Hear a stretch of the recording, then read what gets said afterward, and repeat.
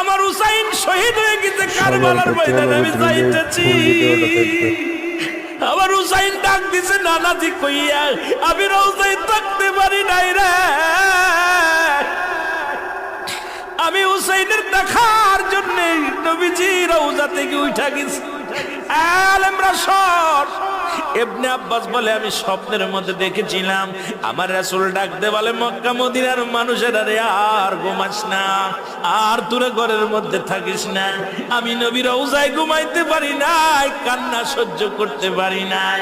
ওদিন আমিও ফাতেমার নদীও না আমি সহ্য করতে পারি নাই।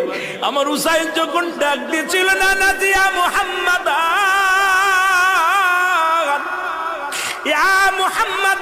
যেদিন ডাক দিয়েছিল রে, সেদিন আমি নবী রওজা থেকে পাগলের মতো উঠে কারবালা পর্যন্ত চলে গিয়েছিলাম।